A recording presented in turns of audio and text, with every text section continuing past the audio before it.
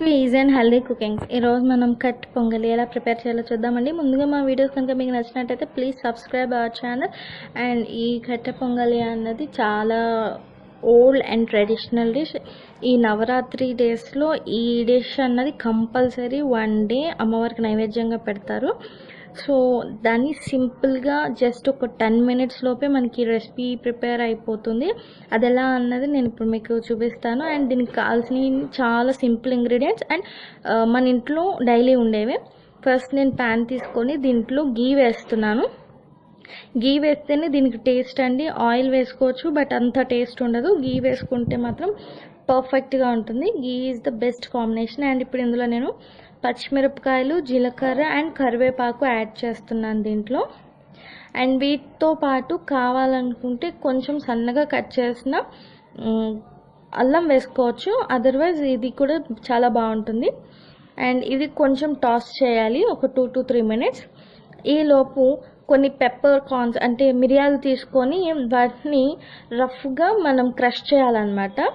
ఈ విధంగా ఇప్పుడు ఇలా క్రష్ చేసి వేయాలి. పౌడర్ వేస్తే టేస్ట్ ఉండదండి. ఇవి ఇలాగా తింటుంటే తగులుతూ ఉండాలి. అలా జస్ట్ క్రష్ చేయాలంతే. వాటిని కొంచెం గీలో సాటే చేయాలి ఒక 2 minutes, మంచి అరోమాటిక్ ఫ్లేవర్ వచ్చేంత వరకు. ఈలోపు నేను ఇక్కడ 1 glass ఆఫ్ పప్పు అండ్ 1 glass ఆఫ్ పెసరపప్పు అండ్ 1 glass ఆఫ్ బియ్యం తీసుకున్నా.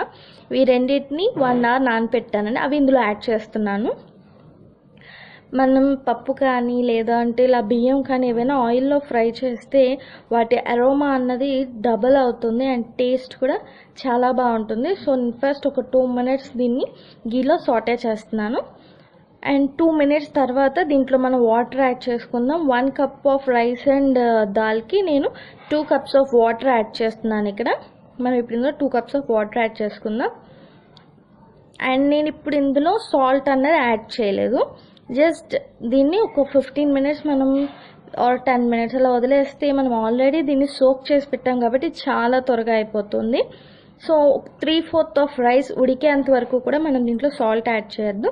ఆఫ్టర్ 3/4 ఆఫ్ రైస్ ఉడికాక అది తీసుకొని ఒక 5 to 8 minutes టైం తీసుకుంటుంది. సో మనకి 3/4 ఆఫ్ రైస్ ఉడికిపోయింది ఇక్కడ. ఇప్పుడు నేను సాల్ట్ యాడ్ చేస్తున్నాను. అంటే పప్పు కదండి, సో సాల్ట్ అన్నది కొంచెం ఉడికాక వేసుకుంటే ఏంటంటే తొందరగా ఉడుకుతుంది అన్న రీజన్ అనమాట.